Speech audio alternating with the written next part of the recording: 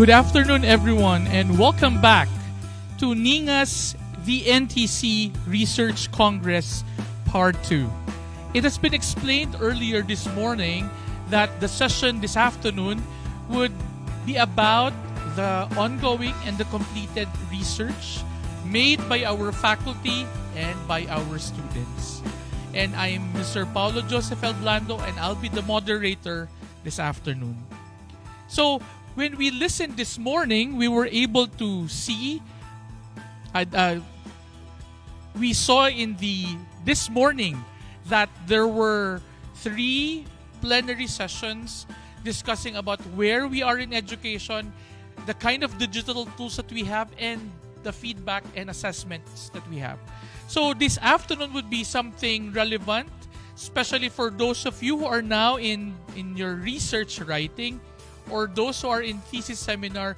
This session this afternoon would be very helpful for you because we have our teachers and our batchmates or fellow graduate school students who would share their research and the kind of experience they are putting forth. So the first featured research this afternoon is written by 2 of our graduate school professors. They are Dr. Maria Elisa P. Cruz of the National Teachers College and San Beda University Manila College of Arts and Sciences, and Dr. Dennis G. Caballes of the National Teachers College and De La Salle College of St. Benil School of Multidisciplinary Studies. Their research is entitled Curriculum Remodeling of the NTC SAS, or the School of Advanced Studies programs, towards migration to the 21st century graduate education. Their research is intended to form a conception of the NTC graduate students' experience of its current master and doctorate programs. So let us now listen to the representative of the group as they tell us about their research. Dr. Cruz?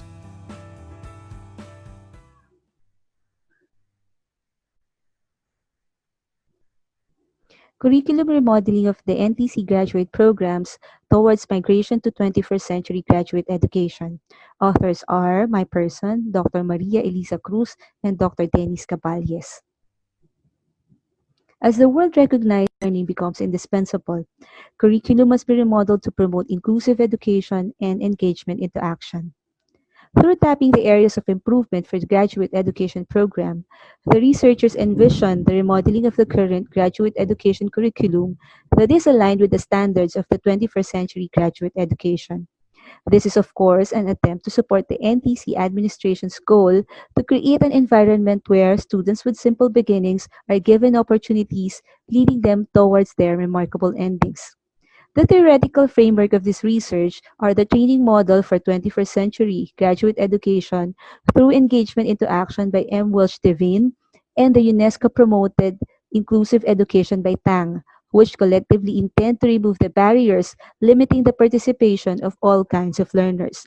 The team of Welsh Devine posited that for 21st century graduate education to be effective, it must develop innovative approaches that will provide for the graduate student critical professional skills that go beyond discipline and a broad range of career choices. The crafted model emphasized the necessary fusion of teaching, research, and service, whereas Tang, in his exposition of inclusive education, tackles the need to resolve the growing inequality between nations by upholding the Sustainable Development Goals, or SDGs, as built on the Millennium Development Goals. Specifically, Tang sees the SDG 4 as a call for countries to ensure inclusive and equitable quality education and promote lifelong opportunities for all.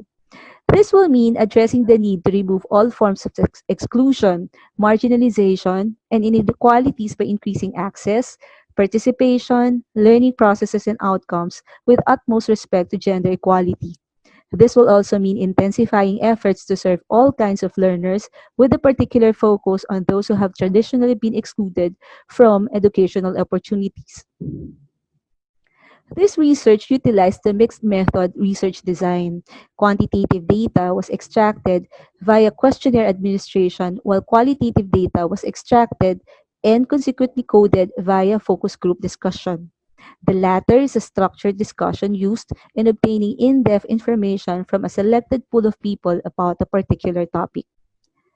The collection and interpretation of data was completed within 2 months, where qualitative data was coded and presented in thematic form. On the other hand, the quantitative descriptive data was statistically treated using weighted mean. The validity and reliability of the questionnaire tool was maintained by subjecting it to reliability analysis using Cronbach alpha, while the credibility of the coding process was assured upon reaching its saturation point. Results reveal three major challenges that the graduate student encounter.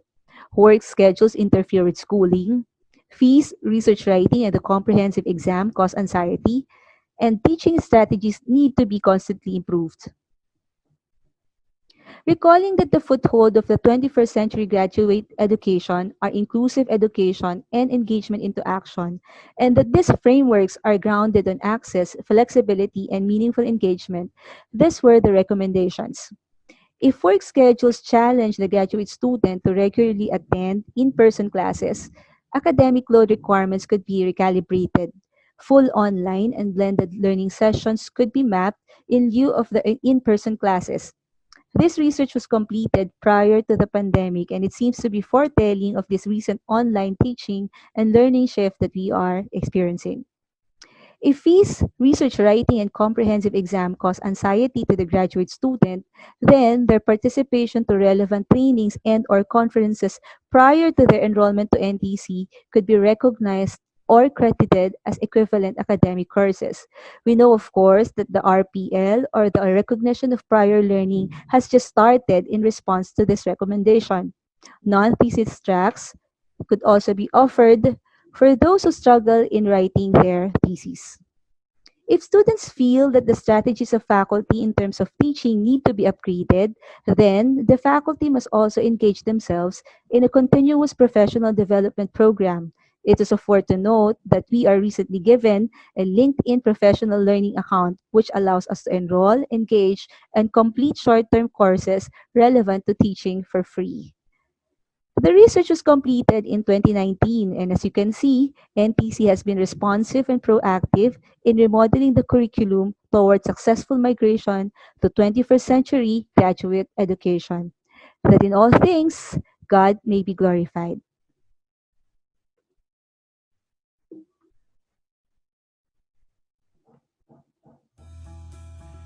Thank you very much, Dr. Lisa Cruz.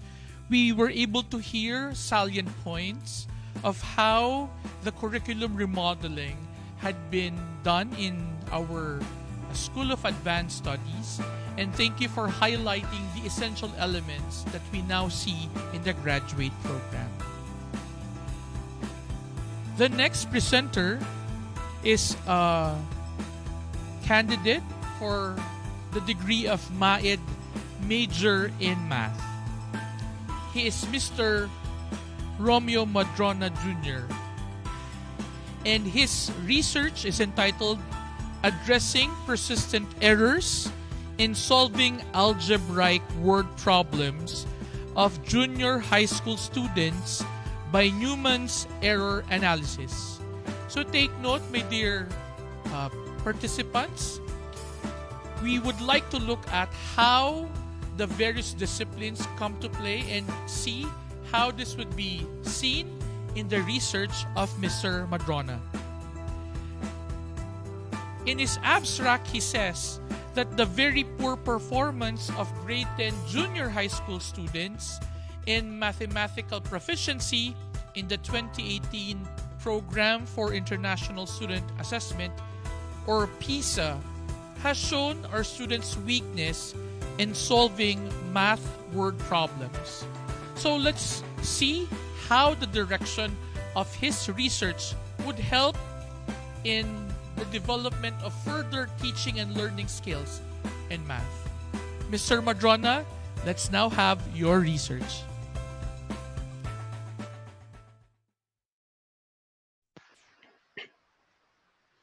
Good day, everyone. I'm here to present to you my research proposal topic entitled Addressing Persistent Errors in Solving Algebraic Word Problems of Junior High School Students by Newman's Error Analysis.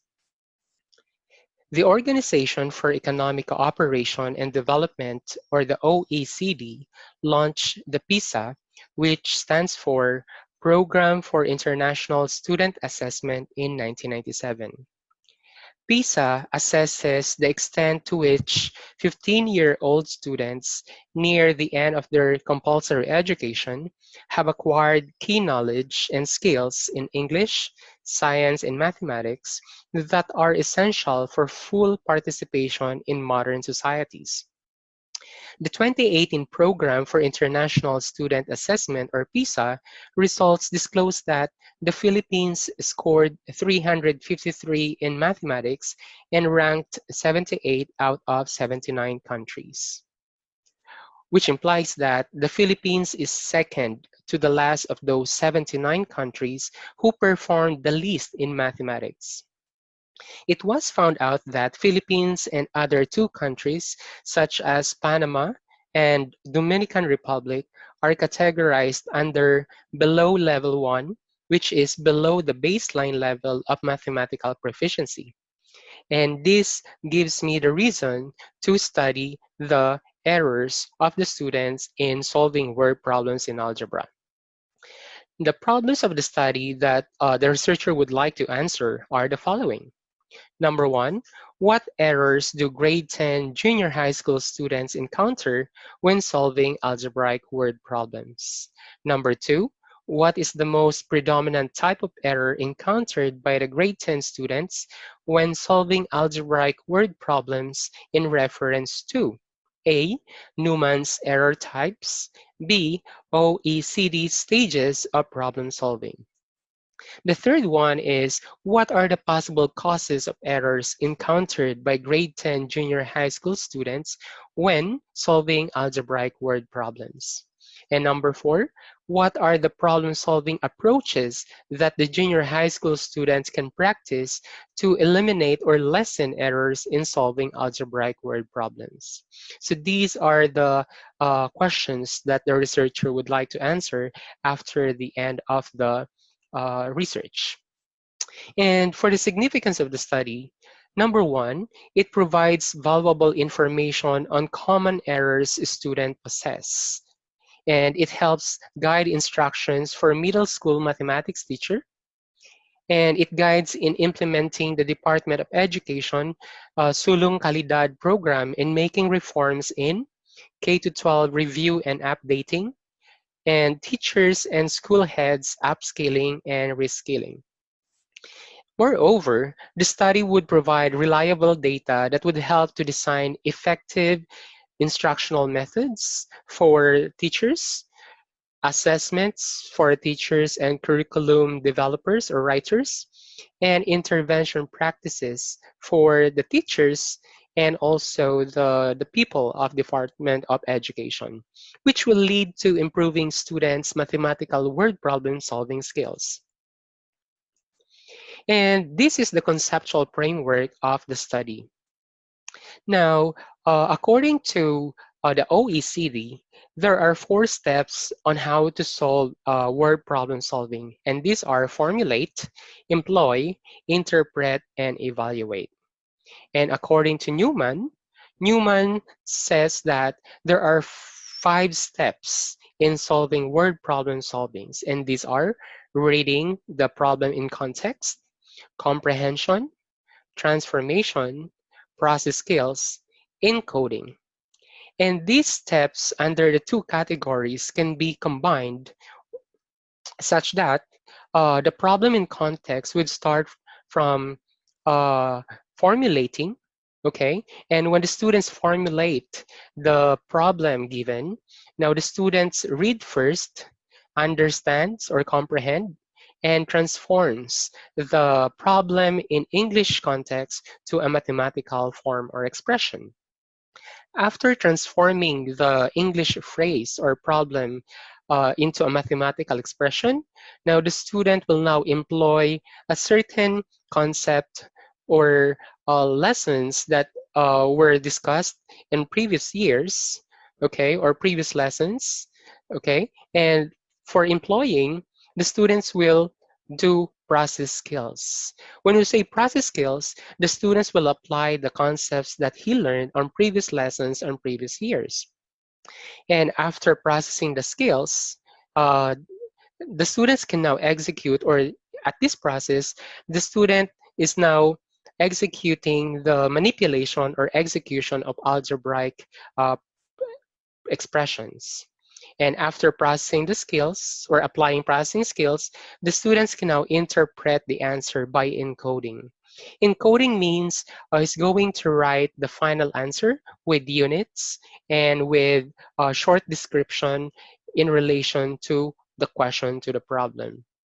And after encoding, the student can evaluate if the process or the procedure that the student employed or applied in solving the problem is enough to answer the question, or if the process is applicable to other types of problem which are parallel to the given problem. So that's the process of solving problems according to the OECD and Newman's context of problem solving. However, along the way, while the students are trying to solve the problem, now there could be some errors in some steps. There could be formulating error, employing error, interpreting error, and evaluating error according to OECD. Also, under Newman's context, there could be reading error, comprehension error, transformation error, process skills error, and encoding error in solving the problem. And these are the errors that the researcher would like to identify while conducting the research. And the researcher would like also to determine the most common errors the students encounter while solving the problem. After identifying or determining the errors, now the researcher would like to determine what are the causes of these errors that the researcher identified when the students solved the given problem in context.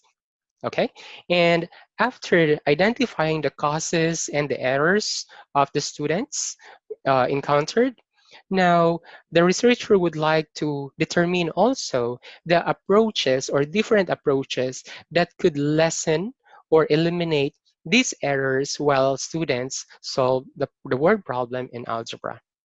So this is how the conceptual framework works. Okay. And now, how about the methodology? How will the researcher conduct the research? For the population, now the researcher will be applying the random purposive sampling to identify the number of students to be included in the research.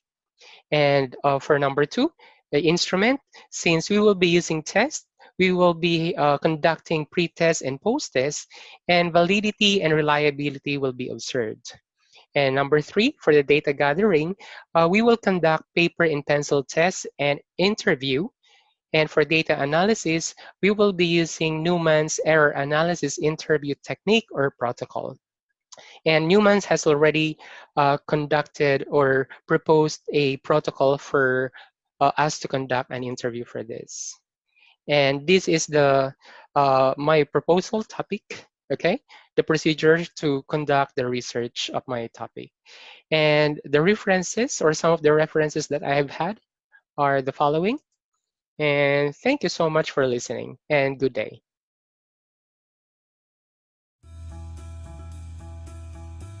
Thank you very much, Mr. Madrona, for sharing with us your ongoing research, okay, about finding or addressing the persistent errors of students in word problems, in mathematical word problems.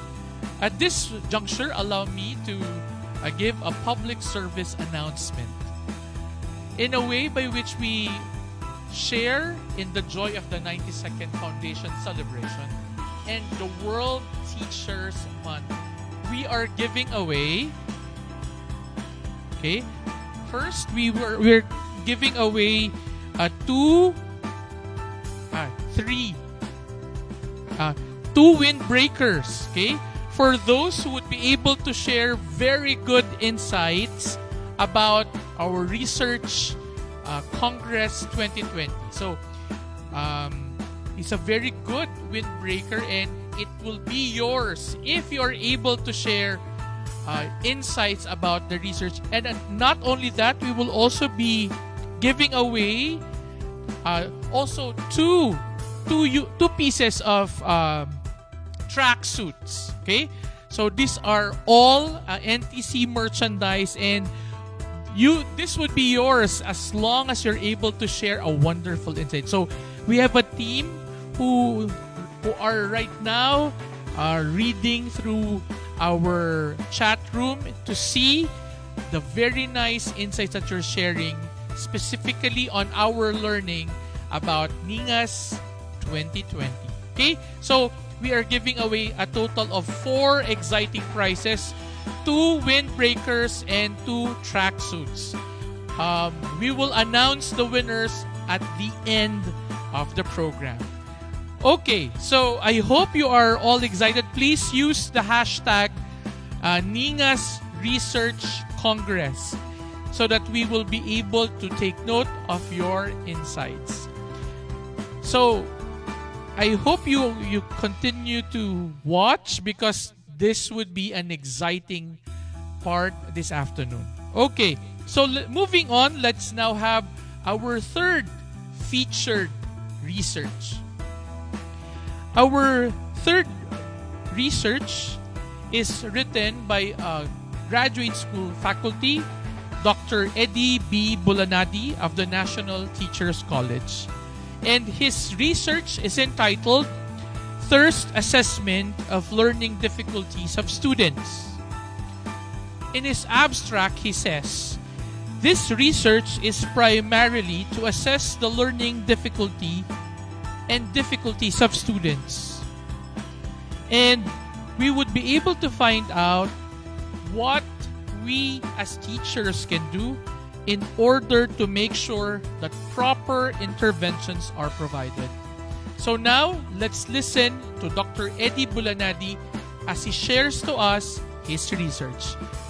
Good afternoon, Dr. Bulanadi. Good day, everyone. I am Eddie Bulanadi from the School of Teacher Education. I'm here to present to you my study entitled Thirst Assessment for Learning Difficulties of the First Year College of Education Students. How was this research conceptualized? Because of open education, different students from different schools, both from private and public schools. The School of Teacher Education would like to help the first-year education students in their educational journey. So to realize this, there is a need to assess students' learning difficulties. Secondly, teachers' feedback in the College of Education about their experiences in the classroom regarding students' difficulties in the different subjects prompted me to conduct this study.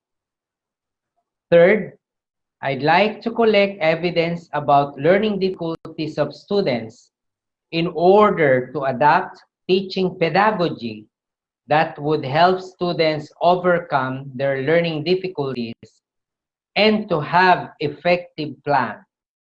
Thus, in this way, teacher can formulate goals for effective classroom instruction. The statement of the problems are the following. First, what is the educational history of the students?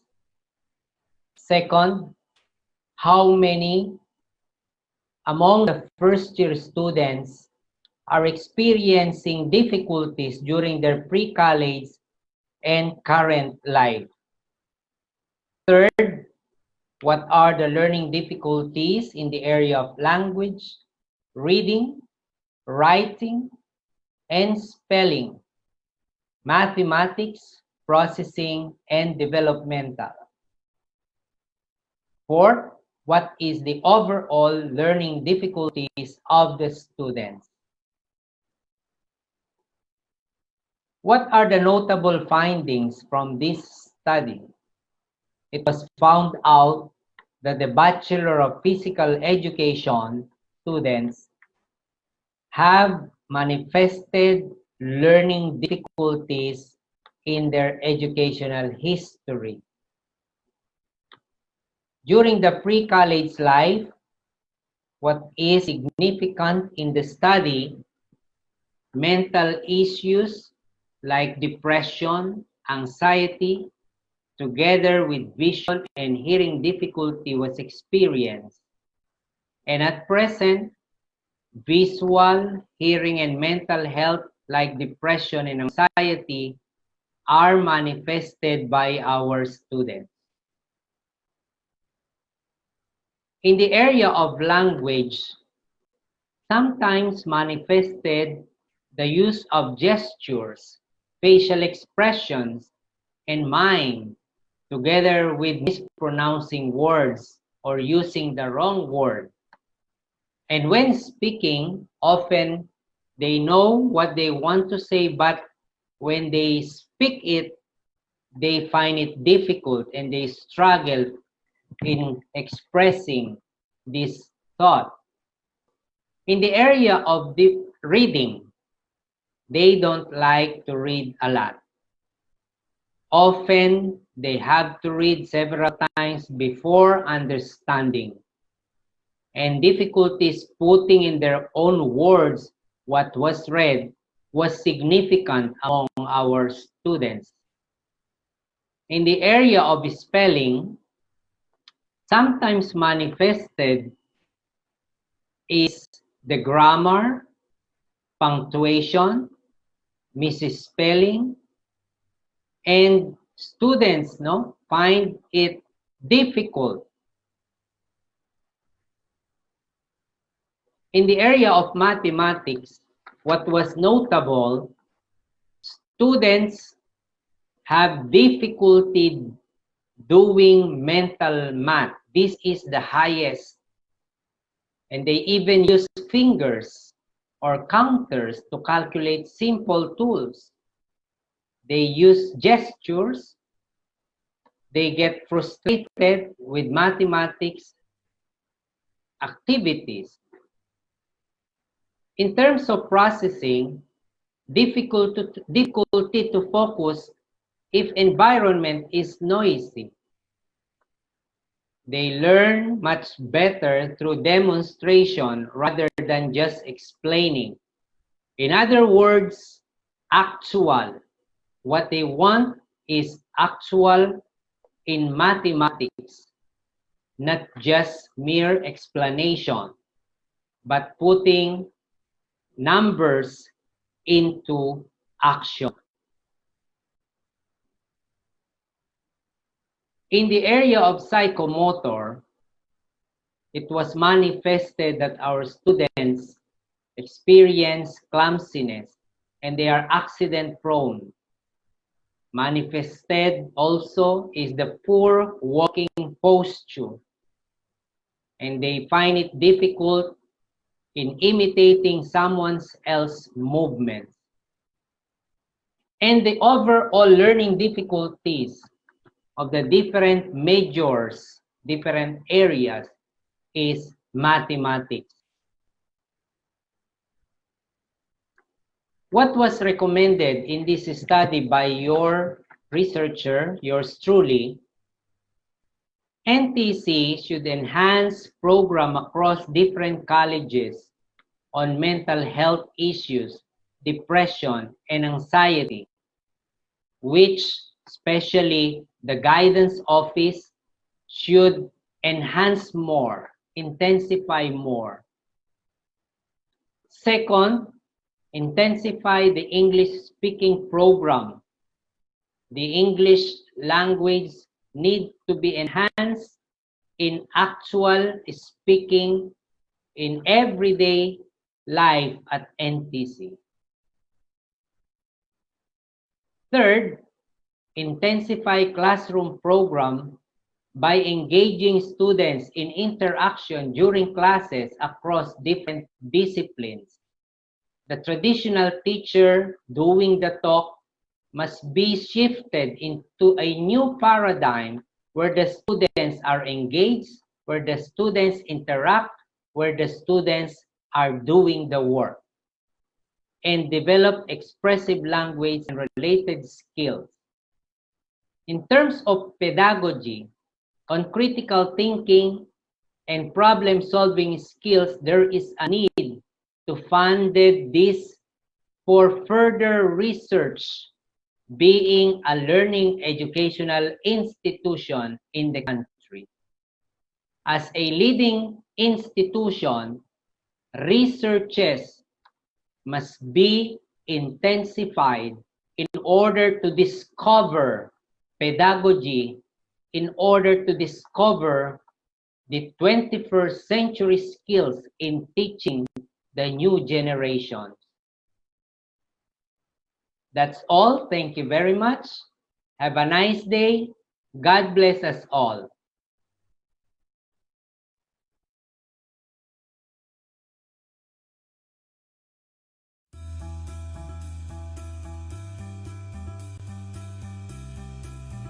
Thank you very much, Dr. Eddie Bulanadi. We heard from Dr. Bulanadi's research the kind of findings relative to the difficulties encountered by college students and his recommended interventions so that we are able to make sure that these difficulties are addressed. Allow me to read some of the insights that we have seen on the chat room of our Facebook Live. We have an insight coming from Miss Patty Katabay. She said that research will help us a lot now when we are in the pandemic wherein problems arise. Research will help us in a way we can process best solution appropriately with the support of data and facts. We also have another insight from Raymond Robert Santos. Okay? And he said, the confluence method of research used by Dr. Lisa Cruz and Dr. Dennis Caballes showed how quantitative data and qualitative data can be harmonized in order to strengthen the results of the research. I think that's a very good point mentioned. Okay, we have one more. We now, again from Miss Patty Katabay, she said, educators and researchers are currently facing specific and ongoing challenges related to the pandemic. Our roles as educators and researchers manifested in our abilities to conduct education research for the use of schools, school heads and administrators, and of course our learners. Okay? This is a very good point as well. So for those of you who are watching this FB Live, do share your insights and win exciting NTC merchandise. Moving forward, we've heard the researches from Dr. Cruz and Dr. Caballes, from Mr. Romeo Madrona and Dr. Eddie Bulanadi. Now we will listen to a dissertation by Dr. Sarah Gail A. Ortiz and her advisor, Dr. Max Muldong, wherein Dr. Sarah Ortiz is from the University of Santo Tomas, while Dr. Muldong is, of course, from the National Teachers College Graduate School of Teacher Education and La Consolacion College, Manila. The research is entitled ethical behavior, ethical leadership behavior of millennial teachers in senior high school departments of the Mendiola Consortium. Okay? And the abstract reads, millennials have taken over the workplace and they are here to stay. Known for their propensity as job hoppers, one of their destinations is the education system. Millennials, as teachers, were questioned about their personal and work ethics, as well as their commitment to the educational institution. Let's find out what Dr. Ortiz and Dr. Muldong found in their research. Good afternoon, Dr. Ortiz and Dr. Muldong. Good day to all. I'm Sarah Ortiz, and I'm here to present my paper entitled Ethical Leadership Behavior of Millennial Teachers in Senior High School Department of the Mendiola Consortium. And for today's agenda, it is as follows. Let us begin. Millennials are born between the years 1980 to 2000. Often depicted as entitled and needy, they are commonly judged as a generational cohort with little commitment in the workplace. Thus, their ethical behavior is put into question, and this is where ethical leadership comes in. The purpose of the study is to impede the high turnover rate of millennial teachers in the Mendiola Consortium by investigating what makes them different from teachers of other generations, what makes them why do they behave the way they do at work. This study is beneficial to school administrators as they will be able to preserve their faculty lineup and immediately address the concerns of the millennial teachers. Whereas future researchers will be able to replicate the study, particularly those in the fields of education, social sciences, and talent management. The research design employed for this study is that of a mixed method design, particularly the two-phase sequential explanatory design, which is commonly used in educational research. Starts with the quantitative phase, followed by the qualitative phase, in order to answer research questions. For the findings and the conclusion of the study, for the research question about the demographic profile, in terms of age, the table shows that majority falls under the bracket of 22 to 25 years old, which accounts for 39.51%. In terms of sex or gender, the table points out that females have a slight edge at 50.62%, whereas in terms of civil status, 97.53% are single. And therefore, we could now conclude that millennial teachers are new graduates aging 22 to and above, mostly female and practically single. On the research question about their characteristic, millennial teachers describe themselves at work as confident, in the know, productive, observant, and privileged. This leads us to conclude that millennial teachers describe themselves as filled with positivity and is serious with their craft. They're educated and will fight for what they think is due to them.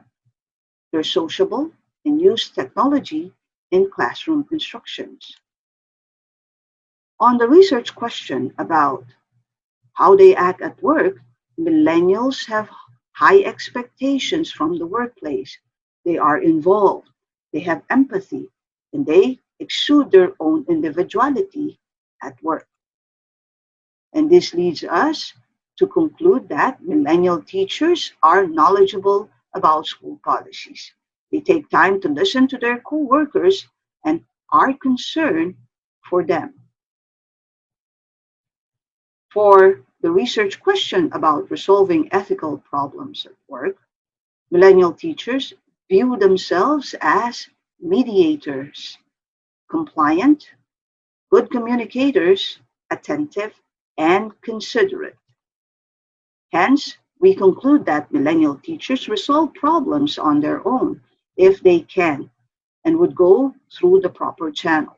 They refer to the employee manual and school policies and their senior colleagues. They're willing to listen to all concerned parties while maintaining their privacy. On the research question about the basis of decisions, millennial teachers are well grounded with rules and regulations and are unbiased as they judge according to their skills and their age. Thus, we conclude that millennial teachers consult the employee manual and those in authority in decision making.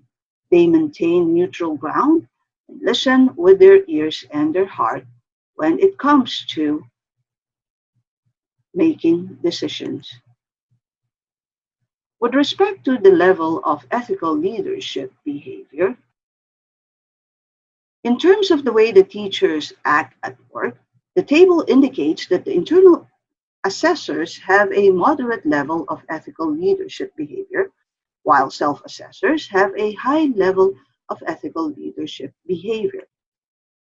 And this leads us to the conclusion that based on the indicators, the internal assessors observe that millennial teachers are outspoken and are not afraid to call out their employers with regards to unfair practices and injustice in the workplace, while self-assessors see themselves as voiceless as they are and consider themselves new within the educational institution.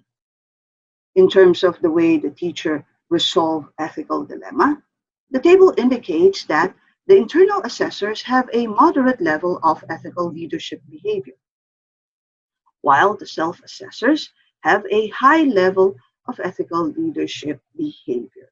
This now leads us to conclude that based on the indicators, both the internal and self-assessors viewed the millennial teachers as having a genuine concern for co-workers. However, the internal assessors noted that millennial teachers do not employ diligence in checking the legal and regulatory clauses. In terms of the basis of the teacher's decision in resolving ethical dilemma, the table indicates that the internal assessors have a moderate level of ethical leadership behavior, while the self-assessors have a high level of ethical leadership behavior. This now leads us to conclude that, based on the indicators, the internal assessors notice that millennial teachers are not adhering to rules, policies, and guidelines of the educational institutions, whereas self-assessors remark that millennial teachers base their decisions on fair treatment in the workplace. For the research question about the significant difference, finding shows that there was a significant difference in the overall level of ethical leadership behavior as evident in the p-value. And therefore, we conclude that there was a remarkable evidence that support the claim that there is a significant difference in the overall ethical leadership behavior. Hence, we reject the null hypothesis. The study therefore recommends the following: for the educational institution to promote ethical leadership behavior among their employees, for school administrators to create an organizational culture where ethical standards and norms will thrive, for future researchers to expand the demographics of the respondents, and finally, a proposed ethical standard for millennial teachers in the Menjola Consortium, which consists of the following stipulations: personal attitude, teacher-administrator relationship, teacher-teacher relationship, teacher-student relationship, teacher-parent relationship, teacher-community relationship. Finally, millennials are here to stay and will eventually take over the workplace, as baby boomers and Gen Xers are starting to retire. Educational institutions, therefore, must be able to adapt to this new breed of teachers.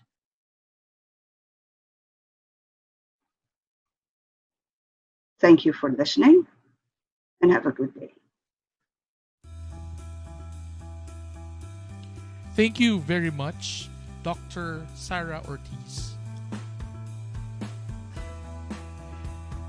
We were able to hear from her sharing that the millennial teachers are optimistic, have self-awareness and insight in the workplace. And I think this is a very good news for us who are millennials, that indeed there are certain things and qualities that we share that I think will be very helpful in our respective institutions. Again, thank you very much, Ma'am Ortiz. Let's also again read through the comments. Okay, we have a comment from Michael Jacobo, and he said he loves to listen in the research forum. It helps us learn and to adapt new techniques and learnings despite of this crisis. More power to our NINGAS Research Congress. Thank you, Sir Michael, for that wonderful comment. I hope you're doing well today. Again, we are celebrating World Teachers Day and the 92nd Foundation Anniversary of Tanglao. And this is NINGAS NTC Research Congress 2020. So now we'll go to the third to the last presenter this afternoon. And he is no other than Levin Dave Nasino. Okay? He's a candidate for MAED in Science Education. And the title of his research is Utilizing the Jigsaw Strategy in Addressing the Least Mastered Skills in Physics. In his abstract, he says, utilizing the jigsaw strategy in addressing the least mastered skills in physics is anchored on the ideals of cooperative learning approach of Robert Slavin and the social constructivist theory of Lev Vygotsky in assuring improved academic performance of the students. This is an ongoing study, and let's hear how this study will progress. Good afternoon, Mr. Nasino. Good day, everyone. Let me just share my screen to begin the presentation of my research.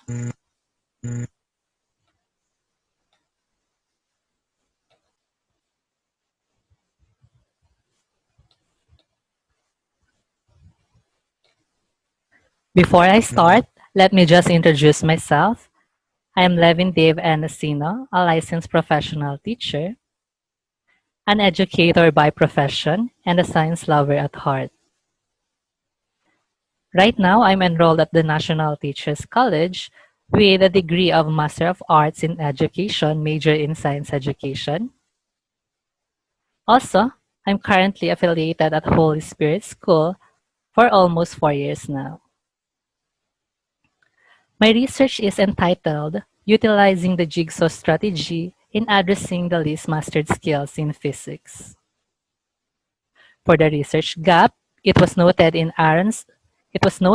by Aronson and Patno in 1997 that the utilization of jigsaw classroom strategy results in reduced absenteeism, improved student performance in some subjects at some levels, and a greater liking for school.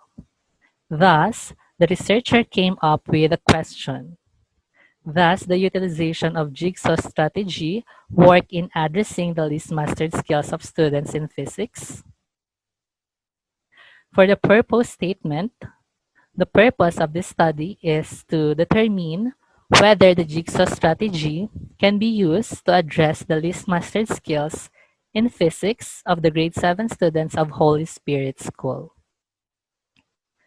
For the statement of the problem, the researcher formulated 7 problems, and the first one is, what is the pre-test performance of the students in the jigsaw group and non-jigsaw group? Second is, what is the significant difference of the pre-test performance of the students in the jigsaw group and non-jigsaw group? Third, what is the post-test performance of the jigsaw group and non-jigsaw group? Fourth, what is the significant difference between the post-test performance of the jigsaw group and non-jigsaw group? Fifth, what is the learning gain of the students in the jigsaw group and the non-jigsaw group based on their pre-test and post-test performance? In addition to that, the sixth problem is, what is the expectation of the students prior to the implementation of the jigsaw strategy? And the seventh and the last is, what is the perception of the students after using the jigsaw strategy?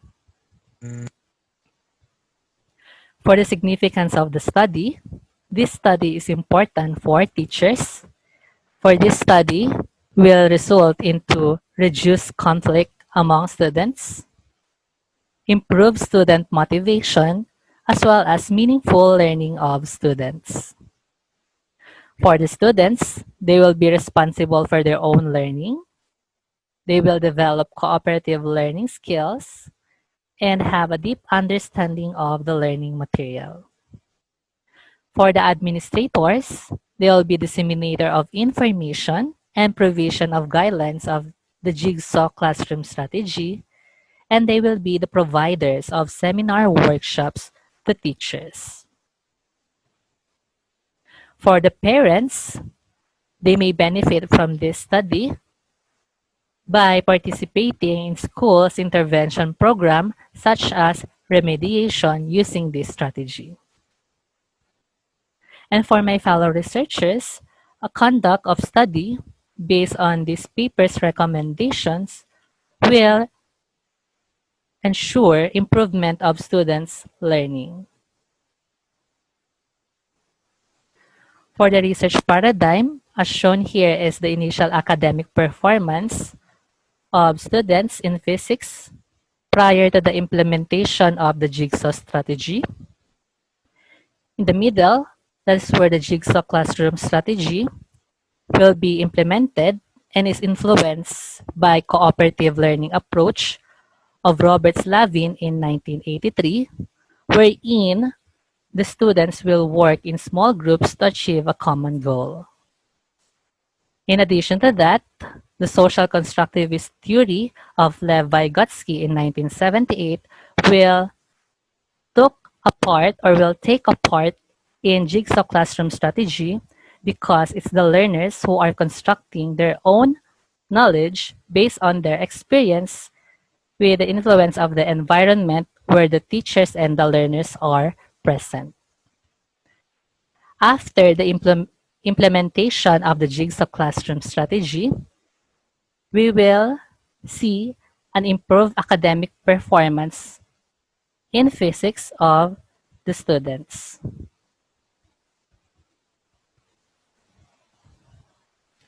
For the research methodology, the researcher will use descriptive research for the research design. For the methods and techniques, a quasi-experimental pre-test and post-test design will be used since there will be a control group and an experimental group. For the participants, the grade 7 students of Holy Spirit School will be chosen. And the sampling that is used is convenience sampling because of the limited population in the school. So there are only 2 sections of grade 7 in Holy Spirit School. For the instrumentation, the researcher will utilize teacher-made lesson plans that follows the steps of the jigsaw strategy. The researcher will also have a pre-test and post-test that is based on a table of specifications that is aligned with the DepEd's learning competencies. The researcher will also use focus group discussion questionnaire to determine the expectation and perception of the participants prior and after the implementation of the jigsaw strategy. And then lastly, the researcher will also use a classroom observation tool which will be given to the science coordinator to better monitor whether the steps in the jigsaw classroom strategy are being implemented properly in the classroom setup. For data gathering procedures, for the preparation, a pre-test and post-test will be prepared. An FGD questionnaire for the expectation and perception of the students prior and after the implementation of the jigsaw strategy. A teacher-made lesson plan that has the steps of the jigsaw strategy and is based on DepEd's learning competencies, as well as observation tool that will be used by the science coordinator in observing the classroom setup whether the jigsaw strategy is being followed properly.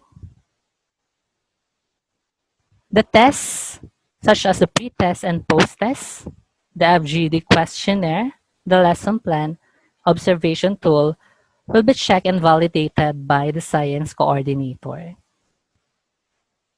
For the administration, a pre-test will be given first to the students, both in the control group and experimental group, and then the least mastered skills will be identified through an item analysis. It will be followed by the distribution of FGD questionnaire to get the expectation of the students prior to the implementation of the jigsaw strategy. And then an observation tool will be given to the science coordinator before the implementation of the jigsaw strategy begins. And then after the implementation of the jigsaw strategy, a post-test will be given to the students, both in the control group and experimental group. Lastly, an FGD questionnaire that deals with the perception of the students after the implementation of the jigsaw strategy will be given. For data analysis processes, item analysis will be utilized by the researcher since it is needed to determine the least mastered skills of the students. Mean will also be used since it is used to determine the mean performance of the students in the experimental group and the control group based on their pre-test and post-test scores. Standard deviation to determine how spread apart are the scores of the participants in their pre-test and post-test scores. A t-test to determine the difference between the performance of the control group and the experimental group. And lastly, a thematic analysis that will analyze the expectation and the perception of the students prior and after the implementation of the jigsaw strategy. For my reference list, here are the books and journals that I use in this study.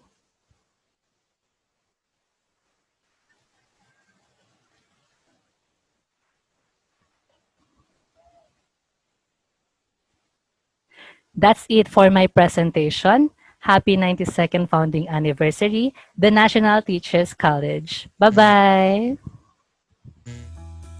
Thank you very much, Mr. Nasino, for sharing with us your interventions in order to address students' least mastered skills in physics. Allow me to read one more comment that we find in our Facebook Live. And that's from Marvin Bananya. And he said that our NINGAS Research Congress helps us educators as we are all experiencing new and different circumstances in terms of our academic endeavors. Again, we invite everyone to join us in watching the NINGAS Research Congress, but at the same time, please do share your comments, your questions, and even your insights, and win exciting NTC merchandise. Please use the hashtag NINGAS Research Congress.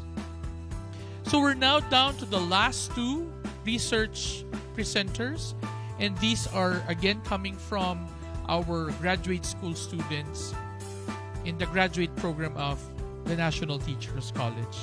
Okay, so the next is another dissertation which was written by Dr. Winifreda Acula and her advisor, Dr. Arnold Gatus. Okay, Dr. Acula is connected with Bagumbayan National High School Division of Taguig City and Pateros. Meanwhile, Dr. Gatos is connected with the National Teachers College and the Department of Education, National Capital Region. We find in the research of Dr. Acula that they wanted to determine the professional and personal training needs of the teachers in the division of Taguig City and Pateros. They were able to use the findings generated from the research in the formulation of a faculty development program. So for us to know more about the dissertation, let's listen to Dr. Acula. Good afternoon. A pleasant afternoon to all. My name is Winifreda J. Acula. Dr. Arnold C. Gatus, my advisor. The title of my study is The Analysis of Professional and Personal Needs of Teachers in the Division of Taguig City and Pateros, a proposed faculty development program. Objectives of the study: to determine the professional and personal training needs of teachers in the division of Taguig City and Pateros, to propose faculty development program on the professional and personal needs of teachers. Research paradigm. This study is composed of 3 phases that describe what went through to arrive at the ultimate endpoint. In the initial phase of this study, profile of the respondents from the division of Taguig City and Pateros were included in order to have a deeper analysis of the background of the teachers that are considered important in evaluating their training needs. The second phase involved the analysis of the professional and personal training needs of the teachers' respondents. The last phase of the framework is the utilization of results in formulating a proposed faculty development program for teachers' effectiveness. Research methodology. The research was considered comparative study in nature. The descriptive method of research was used in this study to gain factual information on how training needs assessment is enacted by teachers in the division Taguig City and Pateros. Instrument use: researcher-made questionnaire and semi-structured interview.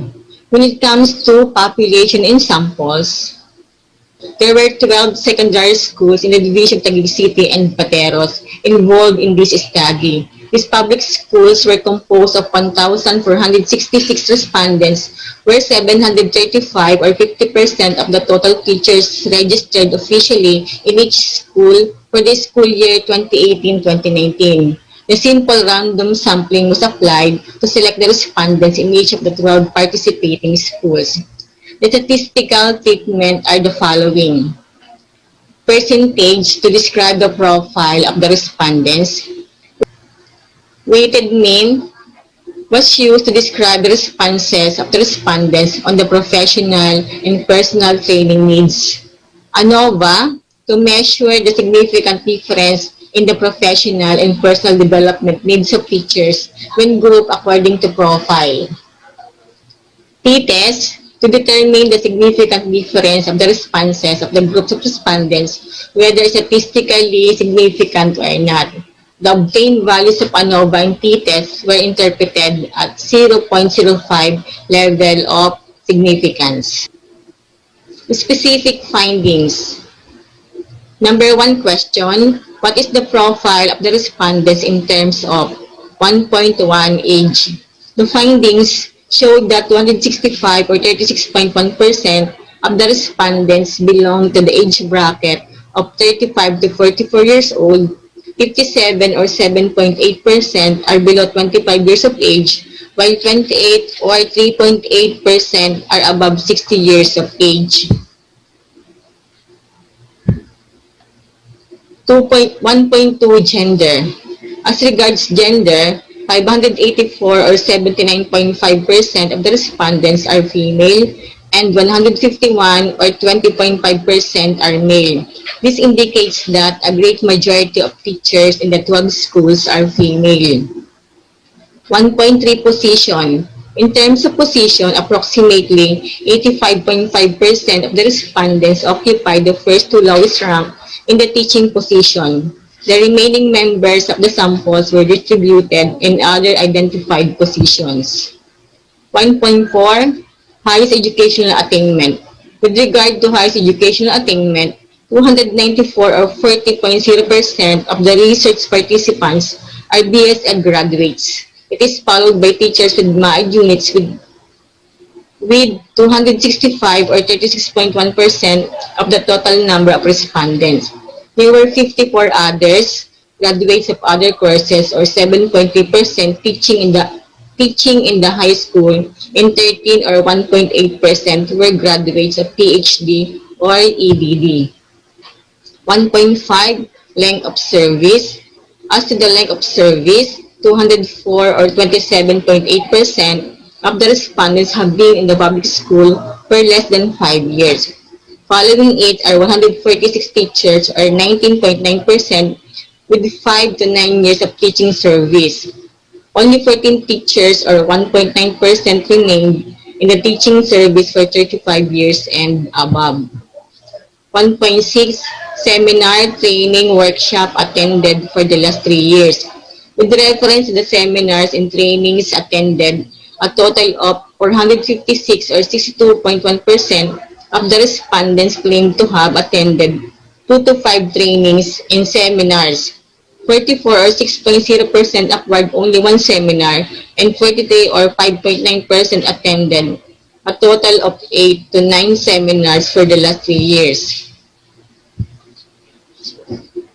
Number 2 question, what are the training needs of the respondents in terms of 2.1 Professional development? In terms of the professional training needs of teachers, all the training needs indicators were much needed by the respondents. Mastering understanding, instructional practices, and improved content and performance standard in subject fields received the highest mean of 4.22 and 4.17 respectively. 2.2 Personal development. As regards teachers' personal training needs, involved in improving interpersonal relationship with colleagues to improve teaching obtained the highest mean of 4.06 and described as much needed by the respondents. The rest of the indicators also were described as much needed by the respondents. The average mean was recorded at 3.78 and generally described as much needed. Number 3 question. Is there a significant difference between the professional and personal needs of the respondents? The professional and personal needs of the respondents are significant. Number 4 question. Is there a significant difference in the training needs of the respondents when grouped according to profile? At the level of significance, The respondents' professional training needs differ significantly in terms of age, gender, position, educational attainment, and length of service. No significant difference was observed on the respondents' number of seminar for the last 3 years. On the area of personal training needs, at level of significance, significant difference was noted in terms of position, educational attainment, and length of service. No significant difference was noticed in terms of age, gender, and number of seminars and workshops attended for the last 3 years. Generally, the professional training needs of teachers were assessed using the validated survey questionnaires. Results showed that all the training needs indicators were much needed by the respondents. As regards personal training needs of teachers, it can be drawn from the findings that a number of personal trainings were anchored on the refinement of teachers' job performance. Since teachers' performance is one vital element of being an efficient teacher, the respondents in all schools generally grab the opportunity to demand their presence in personal training seminars geared on this aspect. No significant difference was observed between the respondents' professional and personal needs when grouped according to profile. However, a close margin between tabular and computed values noticed on age and length of service. Conclusions. Based on the above stated findings, the following conclusions were drawn. 1. The professional and personal aspect of teachers' training needs and learning are inextricably linked. This means that as the teacher fulfill their professional needs, they are also able to develop their personal needs. 2. The teacher's professional training centered on the enhancement and mastery of their instructional practices are strong determinants of their effectiveness. Training may include refinement of their teaching skills and introduction of the contemporary teaching pedagogies of the 21st century learning. 3. The teacher's attainment of their professional and personal training needs are not influenced by their age, gender, position, highest educational attainment, length of service, and number of seminars attended. Recommendations. In view of the following findings and conclusion of this study, the following recommendations are hereby offered. 1. Principals should formulate a comprehensive faculty development program that promotes partnership, collaboration, and mastery of instructional and job-related practices. 2. Teachers must be encouraged to attend graduate studies and other job-related trainings and seminars. Such may give them only the edge for promotion, but more of fulfillment in their prepared passion. 3. Future researcher. Because of the limitation of this study, the following are hereby proposed for further research. 3.1. Replication of this study may be conducted in other divisions to determine the consistency of findings. 3.2. Professional development needs of school-based leadership, challenges, and possibilities. 3.3. Teachers' perception of faculty development program, basis for designing a comprehensive faculty development framework. That's all. Thank you. Thank you. Thank you very much, Dr. Akula, for sharing with us the findings that you got from your research and the training needs of the teachers from the division of Taguig and Pateros. Allow me again to read some of the insights that we find in our Facebook chat panel. We read the comments of Mr. Joseph Sunday Ota, and she said, that's a good method. I think that's referring to the method used by Dr. Akula. It will keep the brain work and adapt more techniques in learning. Okay. We also see here that Dr. Arnold Gatus is watching. Hi, Dr. Gatus, and Professor the Game Bohol is also watching. So good afternoon, sir. And finally, we have one more comment from a teacher from the School of Teacher Education. Uh, we have Mr. Jeffrey Beltran, and he said, effective and efficient professional and personal development will result to holistic and compassionate faculty members and a healthy institution. I think that's a very good point shared by Mr. Beltran. And I think that is in reference to what was shared by Dr. Acola. Again, thank you very much. So we're now down to the last research presenter. Again, once more, here are the exciting prizes. We have 2 windbreakers to be given away today and 2 tracksuits. So you the mechanics would be you have to share an insight about the research presented and use the hashtag NINGAS Research Congress. Okay, so we're down to the last presenter, and that presenter is no other than Maria Cristina Ayongao. This is actually a completed research, and she's connected with AMA University Online Education Department, and her advisor, Professor Ronaline Federizo, is connected with the National Teachers College Graduate Program, and of course, she is our Research and Publications Officer. So the title of her research is Addressing Students' Alternative Conceptions in Kinetic Particle Theory, or the KPT, through 7E instructional model. We find in her research that alternative conceptions, commonly known as misconceptions, are ways of thinking about a particular phenomenon in a less familiar area that lead to learners coming to the wrong understanding of a concept or principle. And for us to know more about her research and the use of the 7E instructional model, let's listen to Miss Cristina Ayongao. Good afternoon, Cristina.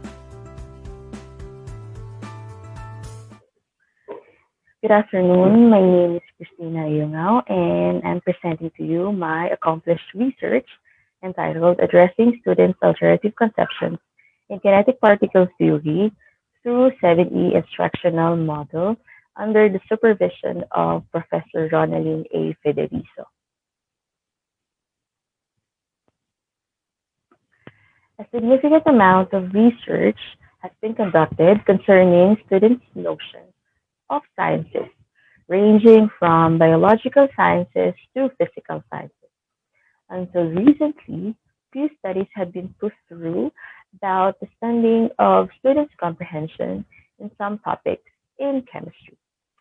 In particular, students have a naive view about matter.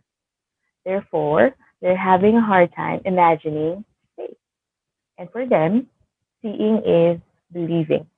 Therefore, they have misconceptions or alternative conceptions about matter, resulting to low scientific understanding.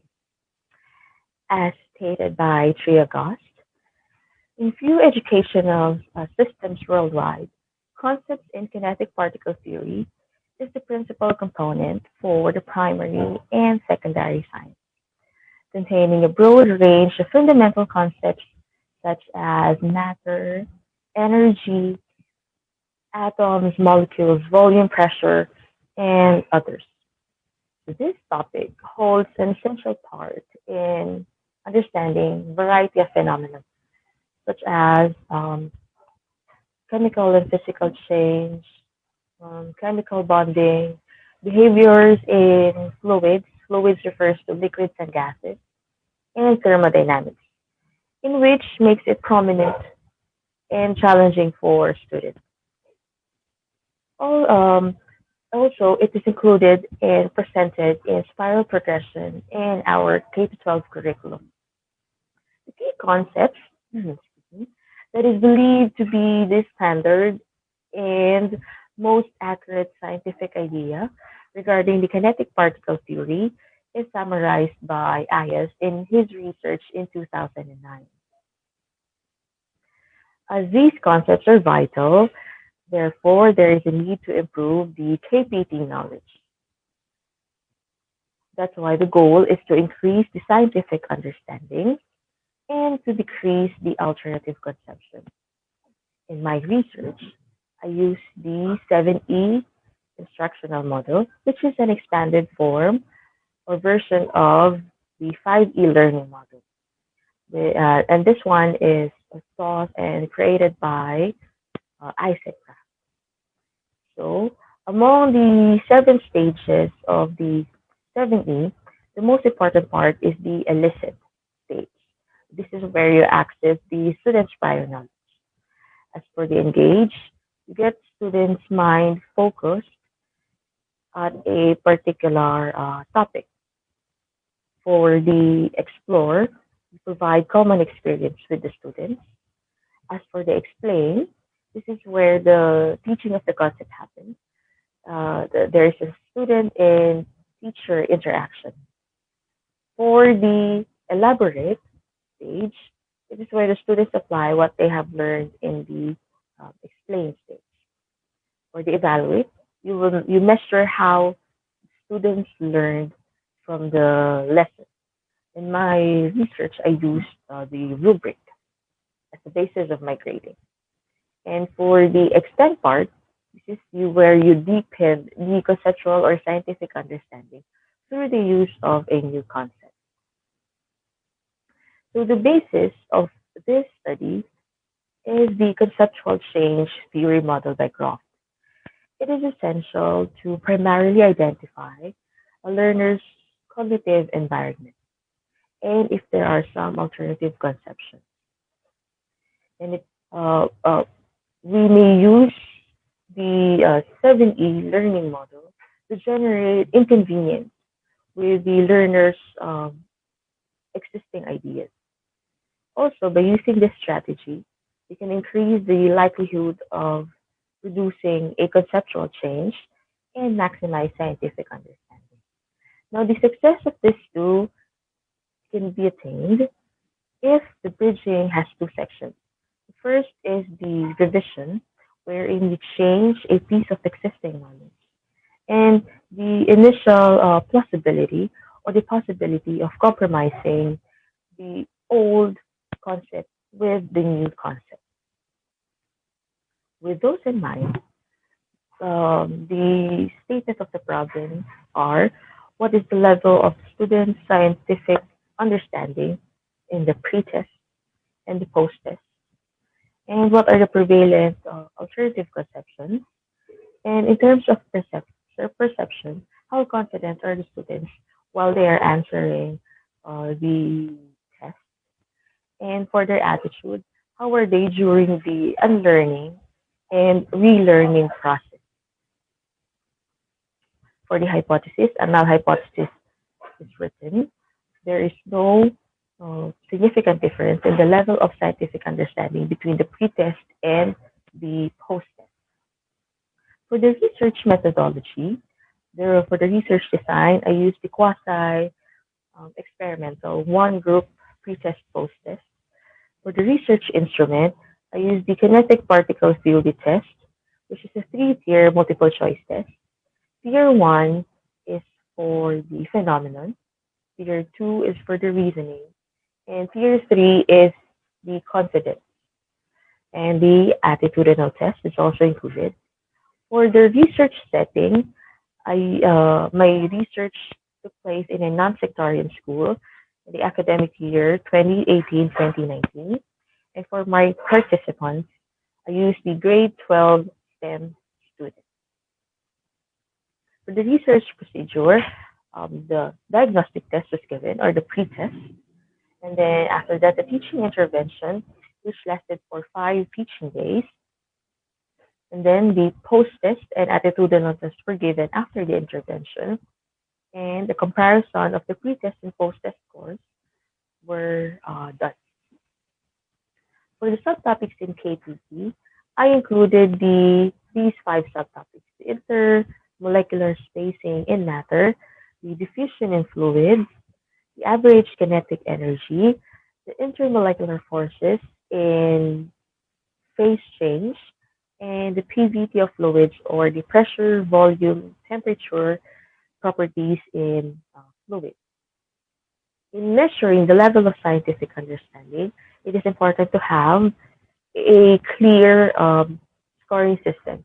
So I use this code, which in reference to Utla and Calix research. So if the students got two or got the tier one and tier two answers, correct answers, therefore they have a full scientific understanding. If either of the tier is correct, therefore they have a partial scientific understanding. If none of the tier is correct, or they answered correctly, therefore there is no scientific understanding. For the statistical treatment, I use the frequency analysis and percentage in determining the prevalent alternative conceptions, and the weighted mean for the attitudinal test and confidence, and to determine if there is a significant difference between the pre-test and post-test for to measure the level of scientific understanding. I use the Z-test proportion. So as a summary, during or after taking the pre-test, most of the students have partial scientific understanding, and none or no scientific understanding manifested to all the subtopics in KTC. After the intervention and for the post-test results, there is an increase in the number of students with full scientific understanding, and a decrease in the number of students with no scientific understanding. In terms of the hypothesis, it is accept the null hypothesis.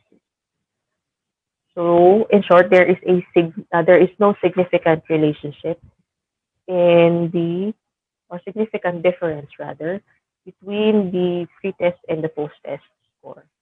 So, despite the trend that was observed from the levels of scientific understanding before and after the 70 IBL, as mentioned, there is no statistical significant difference manifested, which is in contrast with uh, most of the RRL that was gathered. However, statistics can confidently tell that the change was not due to chance. And from the perspective of a science teacher, deducing the existence of alternative conceptions among students about this particular topic is considered to be an immense improvement. Thus, pursuing small improvements one at a time is better as it will surely last. For the conclusion, prior knowledge influence of students' conventional learning, therefore it resists modification. And the 7E intervention slightly improved the level of scientific understanding among the grade 12 students. As for the recommendation, it is important to revisit and strengthen science concepts in every level in order to heighten up or increase scientific understanding. And also, we must keep the advantage of the traditional lecture and add the advantage of constructivist properties of the inquiry-based learning, as this may help in the lessening of alternative conception. Also, an improvement of the KPC test inventory and formulation of other test inventory in areas of science are highly encouraged. And for my references, these are the important researchers and their research paper as my basis for this um, thesis. And that will be all. Have a great day, and thank you very much.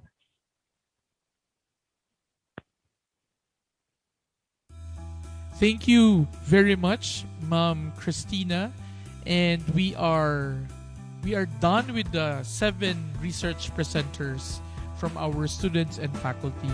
we were able to learn that the study revealed that there had been improvements in the level of scientific understanding among the students using the 7E instructional model. So thank you very much, Ma'am Christina, for sharing with us your research.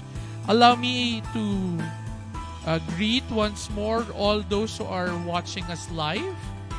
I'd like to acknowledge Ma'am Sonia Timog, one of our graduate school professors. And I'm able to read here a comment from Sir Arvin Lucas. Sir Arvin, he said that NTC NINGAS Research Congress is very helpful, impressive, and empowering our research development. Attending this forum helped us to expand our thinking by giving us broad overview of research that has already been done and pointing out weaknesses in the existing studies. God bless everyone. Thank you, Sir Arvin, for sharing this insight.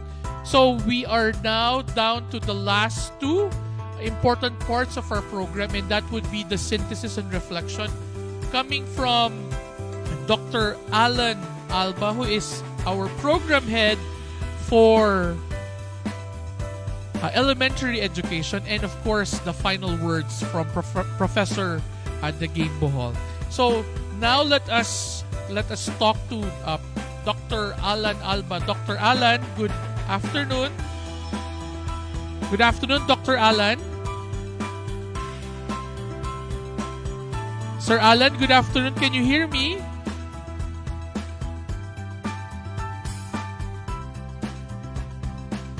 Okay. While waiting for Dr. Alan, can I speak with Sir Dagame? Sir Dagame, how are you today?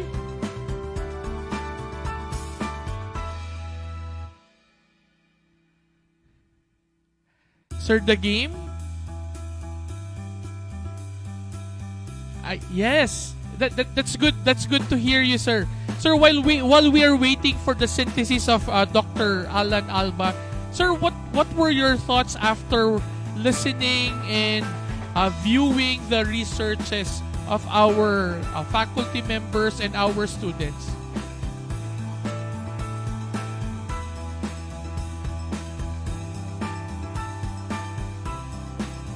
Yes, sir.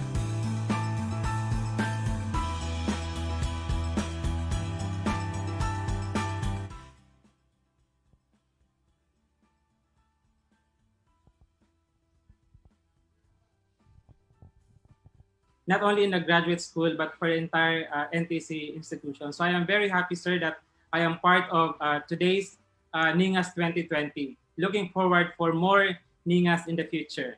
Right, that's correct, Sir Dagame. So maybe the next research congress will be ALAB. Because now it's NINGAS, next would be ALAB. And then the third would be Sunog. Just kidding.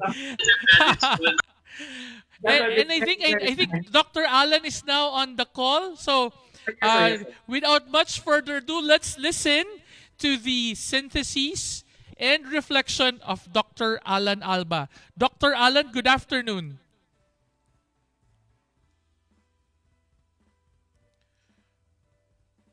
As psychologist Kurt Lewin emphasized that there is no research without action and no action without research. Known for NTC's culture of excellence in research, it is my honor and privilege to give the synthesis and points for reflection to the featured researches this afternoon. The first topic discussed in this undertaking focused on curriculum remodeling, which stands to form a conception of the NTC graduate student experience and its current master and doctorate programs. It could be a good help in recommending a remodeled curriculum that will help the students to become a globally competitive, relevant graduates of the National Teachers College. On the other hand, the second topic addressed the poor performance of grade 10 junior high school students in mathematical proficiency, shown our students' weakness in solving math problems. Hence, the findings of the study would help the basic education institution for the planning and intervention on how to address problems and challenges for the poor performance in mathematics. The third presenter assessed the learning difficulties of the learners. The researcher found out that the overall learning difficulties of the students' mathematics and language. The researcher challenges the institution to give possible effective use of teaching strategies to help the student to master the prescribed learning competencies in mathematics and language. The fourth topic studied the generation of teachers. The objective of the study was to determine the ethical leadership behavior of millennial teachers and revealed that the millennial teachers are optimistic, have self-awareness and insight in the workplace, consider themselves as an agent of change in handling ethical dilemmas, and have professional competencies or competence in examining the basis of their ethical decision making.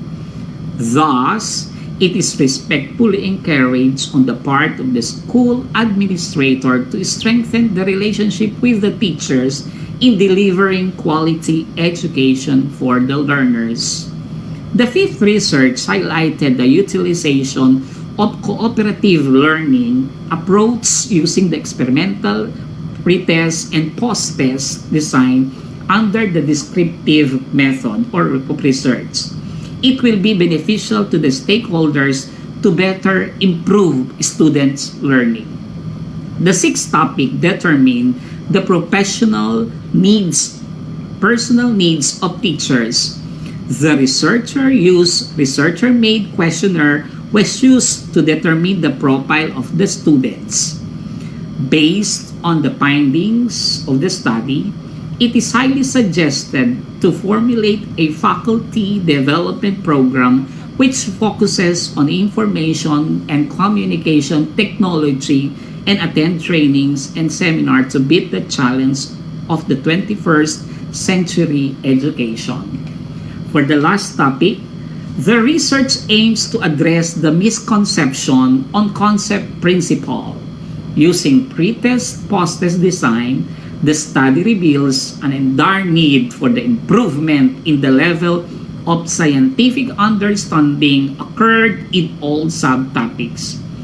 To summarize, as educators, we need to cope up with the challenges of the 21st century education, and this pandemic, we must continue the NTC's culture of delivering quality education. In quality instruction, research, and extension. By doing this, it is essential for us to be adaptive to change, open-minded, and always willing to learn. Basta magaling, sa NTC galing. Thank you very much and good afternoon. Thank As I you. call Thank you very much, Dr. Alan Alba. I like his final statement, basta magaling sa NTC galing. Nice tagline. So, to our marketing team, baka pwede nating isama yan later on. Okay? So, again, maraming salamat po, Dr. Alba, for giving us highlights of your takeaway from this afternoon session. And at this time, allow me to once more call on Professor Dagame Bohol. Sir Dagame? Sir Dagame? Hello, sir. Can Yes, you hear me sir. now? So Yes, sir. I think it's now your time to share to our NTC community, of course, our final words. Oh, yes, sir. So it is really my great pleasure that I have been part again of NINGAS 2020. Truly, this is a great initiative of our dear institution to further strengthen our position as a research institution in the field of higher education and beyond. Our theme researching in times of disruption, same issues from different lenses, indeed showcases the outputs of our faculty members through evidence-based researches on resilient education.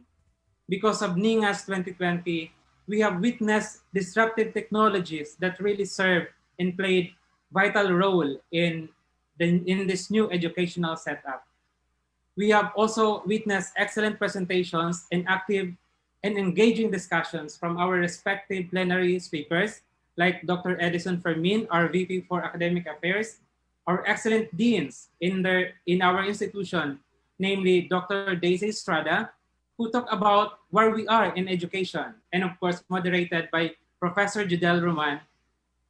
Also, we heard from Dr. Mark Velasco, who shared about bridging classrooms into digital platforms, moderated by Ma'am Charis Soriano. And of course, we heard also from Dr. Ferdinand Pitagan, whose expertise on feedback and assessment was truly worth remembering. What they have shared to all of us is really an academic treasure and an inspiration to everyone. In behalf of NTC team, I would like to pay my deep respect to all the participants for their positive participation in the NINGAS 2020. I hope that what you have learned through this research congress will help you a lot in your duties and responsibilities as a professional education whenever you go back to your respective institutions.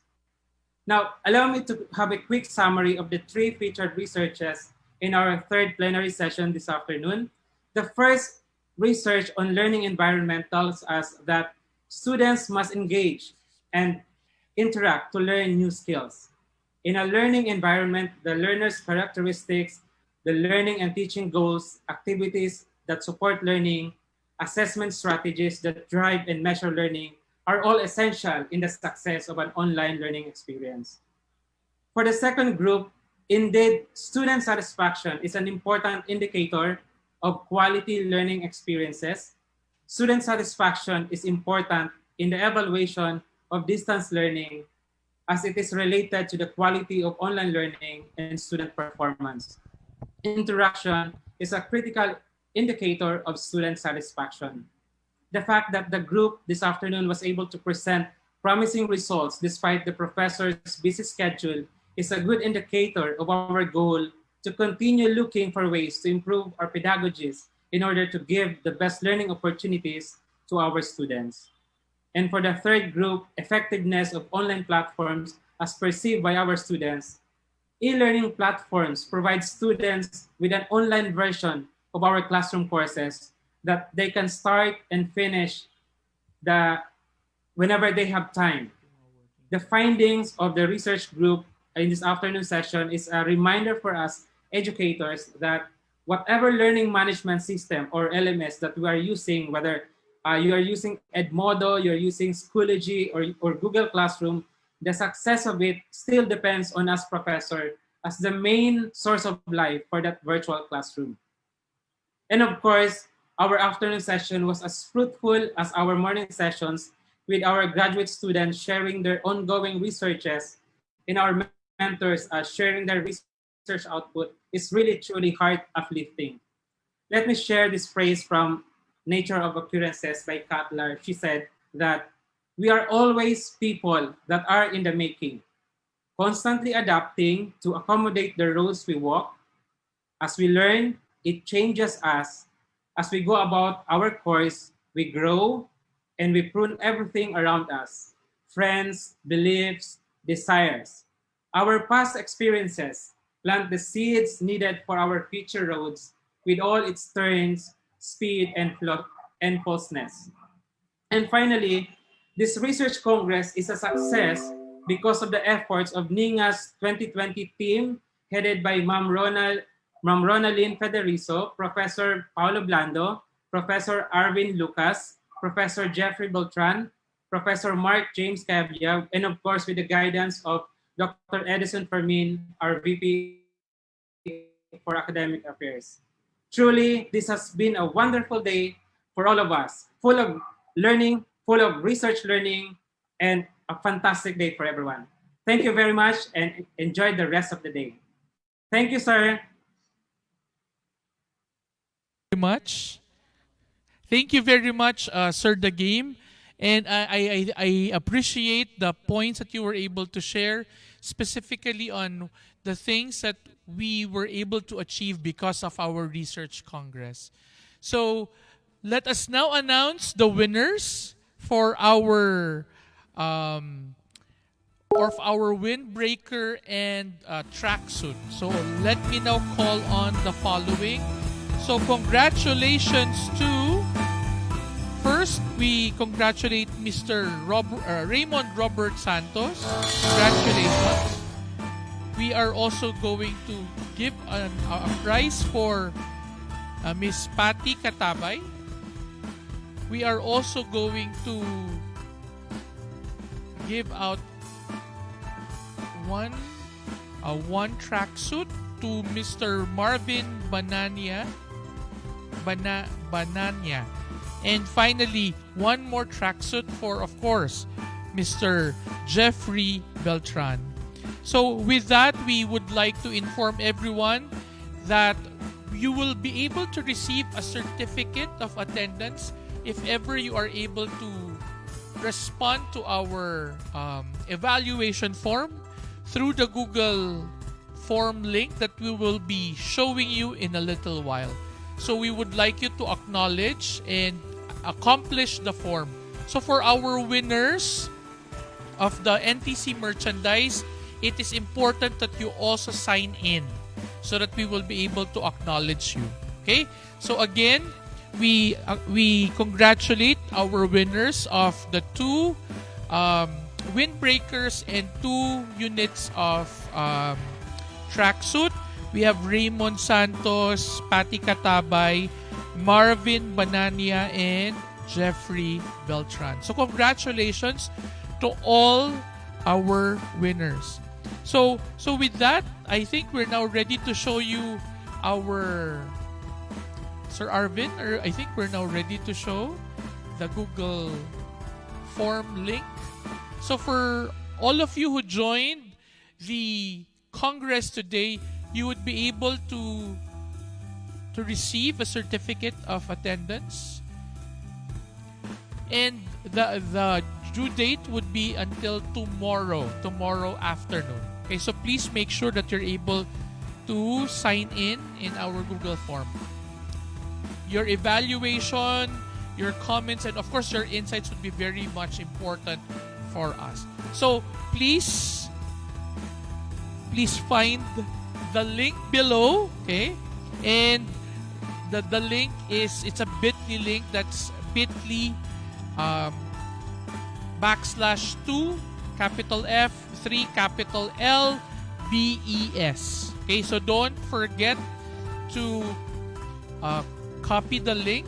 We can also paste the link in our, we have also pasted the link in our chat room so that you can immediately copy it and paste it on your Chrome browser. Okay, so thank you very much for everyone. We would like to take this opportunity to again thank everyone, all the members of the steering committee for the 92nd foundation anniversary celebration of the National Teachers College, and all the persons who really worked hard for our NINGAS Research Congress. Of course, our chair, Ma'am Rona, and also the other committee members, the ones mentioned by Professor Bohol, Sir Jeffrey, Sir Jake, Miss Kath, Sir James, Sir Michael Jacobo, and Sir Arvin. Of course, our 3 deans, our program heads who also joined us earlier, and of course to our Vice President for Academic Affairs for supporting our project. Okay, and of course the entire management of the National Teachers College, headed by our President, Sir Fred Ayala. So with that, I think we're now ready. I think you're now seeing on the screen our bit.ly link. Okay, it's now already being seen. And with that, we thank you for joining us in our first NINGAS Research Congress. We would like to see you in our next Research Congress, which will be happening sometime next year. Okay? So, I think it's now time for us to sing with one voice the NTC hymn.